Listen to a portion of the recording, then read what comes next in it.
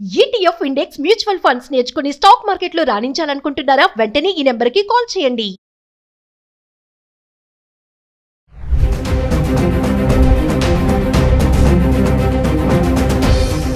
రామ్ గారు, ఇప్పుడు అసలు ఏ బంధాలకు కూడా విలువ లేకుండా పోతుంది. భార్యాభర్తల బంధంకి లేదు, తల్లిదండ్రులు పిల్లల బంధాలకి లేదు, ఇంకా టీచర్ స్టూడెంట్ ఎవరికీ లేదు. ఇక ఒకే తల్లికి పుట్టిన అన్నతమ్ముళ్ళ మధ్య కూడా ఇప్పుడు నిన్న జరిగిన ఇన్సిడెంట్ చూస్తే నిజంగా ఎంత బాధేస్తుందంటే, అంటే ఒక డబ్బు కోసం ఒక తమ్ముడు అన్నని చంపడం అనేది నిజంగా చాలా బాధాకరమైంది. ఎందుకండి ఇప్పుడున్న కాలంలో మానవత్వం అనేది ఎవరికీ లేకుండా పోతుంది, రక్త సంబంధాలకు విలువ లేకుండా పోతుంది, డబ్బే ప్రధాన పాత్రగా నిలుస్తుంది ఇప్పుడున్న అందరి జీవితంలో కూడా. ఎందుకు ఇలా బంధాలకు విలువ లేకుండా పోతుంది? అసలు ఈ తమ్ముడు అన్నని ఎందుకు చంపాడో ఒక్కసారి చెప్పి ఒకసారి ఈ రక్త సంబంధాల గురించి చెప్పండి. షూర్ అండి. నిన్న జరిగిన ఈ ఇన్సిడెంట్ లో లైక్ సొంత తమ్ముడు అన్నని కిరాతకంగా 2 months నుంచి ప్లాన్ వేసి మరీ చంపాడండి అతను. ఈ 2 months లో ఒక్కసారి కూడా అరే నా సొంత అన్న అతను అనే థాట్ కూడా రాకుండా 2 months నుంచి పక్కాగా ప్లాన్ వేసి మరీ చంపిన ఇన్సిడెంట్ ఇది. సో ఈ కేసులో ఏంటంటే అన్న ఏంటంటే ఒక 2 months బ్యాక్ అతని పేరు మీద ఇన్సూరెన్స్ కూడా చెప్పించారనమాట అన్నకి. అండ్ ఎంత ఆల్మోస్ట్ ఒక 4 crores చేంజ్ వర్త్ ఇన్సూరెన్స్ చేపించారు. అండ్ గోల్డ్ లోన్ కూడా తీసుకున్నారు రీసెంట్గానే, కన్స్ట్రక్షన్ కనేసి గోల్డ్ లోన్ కూడా తీసుకున్నారు అనమాట. సో అతని పేరు మీద గోల్డ్ లోన్ ఒకటి ఉంది, ప్లస్ ఇన్సూరెన్స్ కూడా ఉంది. సో 2 months బ్యాకే తీసుకున్నారు. సో అప్పటి నుంచి ఏంటంటే తమ్ముడు ఇప్పుడు అన్నని చంపేస్తే ఫస్ట్లీ గోల్డ్ లోన్ మాఫీ అయిపోతుంది, రెండోది అతని మీద ఉన్న ఇన్సూరెన్స్ అమౌంట్ ఏదైతే ఉందో అదంతా వీళ్ళకి వస్తుంది అనే ఒక దురాశతోటి ఇతను ఏంటంటే ఈ ప్లాన్ వేశారనమాట, అతను చంపేయాలని ప్లాన్ వేశాడు. సో ప్లాన్లో భాగంగా ఏంటంటే వీళ్ళ ఫ్రెండ్ ఇంకొక అతను ఉన్నాడు, ఆయన దగ్గర కూడా అప్పు తీసుకొని ఉన్నాడు తమ్ముడు. ఒక 7 లక్షలు అప్పు తీసుకొని ఉన్నాడు. దానికి ఏంటంటే నెల నెల వడ్డీ కడతా ఉన్నాడు, ఎప్పుడో తీసుకున్న అప్పు. సో ఎప్పుడో తీసుకున్నావు కదా ఇంకా నువ్వు తీర్చలేదు అని ఒత్తిడి కూడా ఎక్కువైపోయేసరికి ఇతను ఏంటంటే చెప్పాడు, మా అన్నయ్యని మనము పక్కకు తప్పిస్తే కనుక ఈ డబ్బులు వస్తాయి, నేను నీకు ఇవ్వాల్సింది 7 లక్షలే కదా, 7 కాదు 14 ఇస్తాను, నువ్వు నాకు హెల్ప్ చేయి అని డబ్బుతో వాళ్ళ ఫ్రెండ్ని కూడా కన్విన్స్ చేసేసారు. చూడండి ఏ సంబంధం అన్నా సరే డబ్బు కోసం ఎంత కిరాతకంగా మారిపోతున్నాయి అసలు. సో నీకు 7 కాదు నేను 14 lakhs ఇస్తాను, నువ్వు నాకు హెల్ప్ చేయి, మా బ్రదర్ని చంపడంలో నువ్వు నాకు హెల్ప్ చేయి అని చెప్పి వాళ్ళ ఫ్రెండ్ని కూడా కన్విన్స్ చేసేసి, వాళ్ళ ఫ్రెండ్కి ఏంటంటే ఒక ఇది ఉందన్నమాట, డ్రైవర్ టిప్పర్ ఒకటి ఉంది.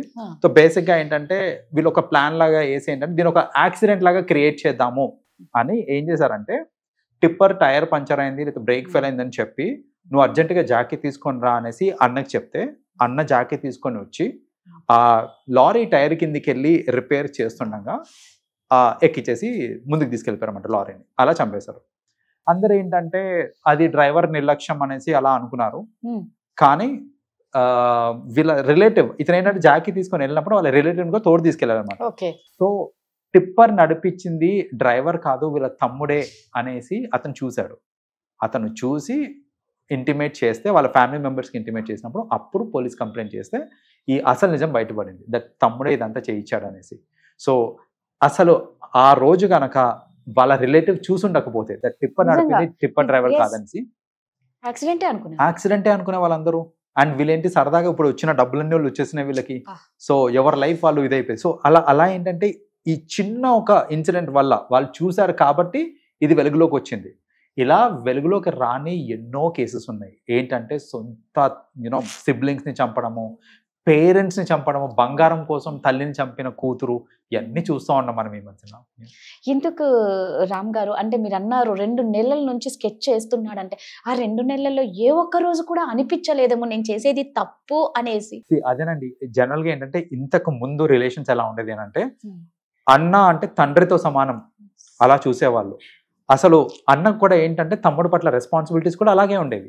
ఏంటంటే ఇప్పుడు నాన్నకి ఎంతైతే రెస్పాన్సిబిలిటీస్ ఉంటాయో కొడుకు మీద, అలాంటి రెస్పాన్సిబిలిటీస్ ఒక అన్న కూడా తీసుకుంటాడు. నా సొంత తమ్ముడిని కూడా కొడుకులాగా చూసుకునే రోజులు ఉండేవి. కానీ కరెంట్ టైమ్స్లో ఏంటంటే ఆ బంధాలన్నీ బాగా డైల్యూట్ అయిపోయినాయండి అసలు. సో అది ఏ బంధం అన్నా కానివ్వండి, అది తల్లిదండ్రుల మధ్యలో కానివ్వండి, సిబ్లింగ్స్ మధ్యలో కానివ్వండి, ఏదన్నా సరే మొత్తం డైల్యూట్ అయిపోతుంది. దీనికి ప్రధానమైన రీజన్ ఏంటంటే చిన్నప్పటి నుంచి మనము ఆ వాల్యూస్ ఏవైతే మనం డెవలప్ చేస్తాం చూడండి చిన్నపిల్లల దగ్గర, అది కరెక్ట్గా చేయకపోవడం. అది చెప్పాలంటే ఫ్యామిలీలోనే జరిగే మిస్టేక్ అనమాట ఇది. ఇంతకు ముందు ఏంటంటే మనదంతా కంబైన్ ఫ్యామిలీస్ ఉండేవి. ఇప్పుడు తాత అందరం కలిసి ఉండేవాళ్ళం. అలా కలిసి ఉన్నప్పుడు ఏంటంటే వాల్యూస్ అనేది గట్టిగా వెళ్తాయి అనమాట.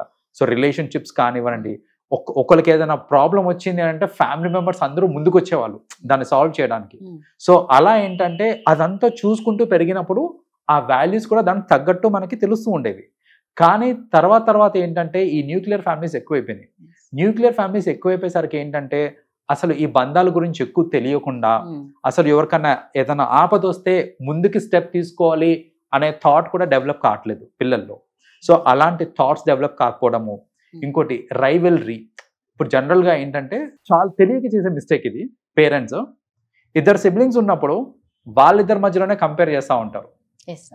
పెద్దోడిని యూస్ నేర్చుకోరా, లేదా చిన్నోడిని యూస్ నేర్చుకోరా, ఇలాంటి కంపారిజన్ ఇవన్నీ చేయడం వల్ల ఏంటంటే వాళ్ళ మధ్యలో బాండ్ ఏర్పడడం కాదు, ఇన్ఫాక్ట్ చెప్పాలంటే ఆ రైవల్రీ పెరుగుతూ ఉంటుంది.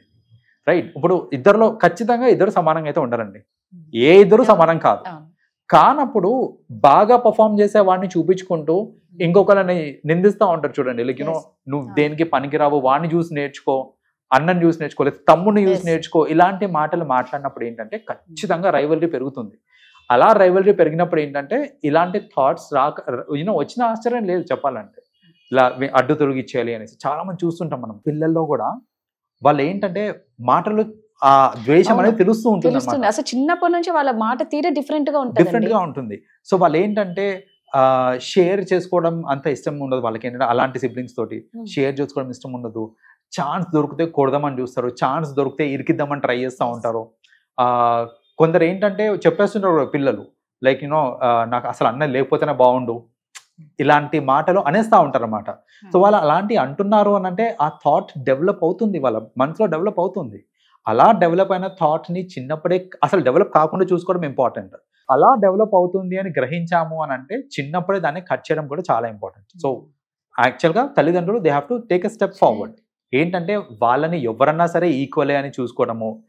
At the end of the day మేము ఉండము, ఫ్యూచర్ లో మీరు ఒకరికొకరు తోడుండాలి అనే థాట్ మనము వాళ్ళలో పుట్టించడం చాలా ఇంపార్టెంట్. ఇప్పుడు చూడండి, పేరెంట్స్ ఎన్నాళ్ళు ఉంటారండి ఇంకా చెప్పాలంటే మన లైఫ్ లో. ఇప్పుడు ఏంటంటే మన జనరేషనే మనతో పాటుగా ముందుకెళ్తుంది, మన పై జనరేషన్ మన కింద జనరేషన్ మనతో ఉండదు. సో మనతో సమానమైన జనరేషన్ ఎవరు అని అంటే సిబ్లింగ్సే. సో సిబ్లింగ్స్ ఒకరికొకరు తోడుగా ఉండి ఒకరికొకరు సపోర్టివ్ గా ఉన్నారనుకోండి, ఖచ్చితంగా లైఫ్ స్మూత్ గా ఉంటుంది. అలాంటి సిబ్లింగ్స్ మధ్యలో రైవల్రీ క్రియేట్ చేసి లేకపోతే వాళ్ళ మధ్యలోనే కరెక్ట్ గా బాండింగ్ లేదని అనుకోండి, ఖచ్చితంగా ఫ్యూచర్ లో ఇలాంటి ఇన్సిడెంట్స్ చాలా అవుతూ ఉంటాయి అన్నమాట. అంటే నిజంగా ఇందులో తల్లిదండ్రుల పాత్ర చాలా ఇంపార్టెంట్. పిల్లల్ని మీరు అన్నారు మేమున్నంత వరకే నాన్న, మేము లేకపోతే రేపు మీరు ఒకరినొకరు చూసుకుంటే నెక్స్ట్ వాళ్ళ జనరేషన్ వాళ్ళ పిల్లలు కూడా బాగుంటారు కదా. కరెక్ట్. ఎస్. సో అలా ఏంటంటే ఆ మ్యూచువల్ సపోర్ట్ అనేది ఎన్హాన్స్ అవుతూ ఉంటుంది. అలా కాకుండా ఇంకా సిబ్లింగ్సే కొట్టుకుంటా ఉన్నారంటే ఆ ఫ్యూచర్ జనరేషన్ కూడా కలవరు, ఎవరికి వాళ్ళు అయిపోతా ఉంటారు. అప్పటికి ఇంకా అసలు వాల్యూస్ అనేది తెలియదు ఇంకా వాళ్ళకి. థ్యాంక్ యూ అండి. వెల్కమ్.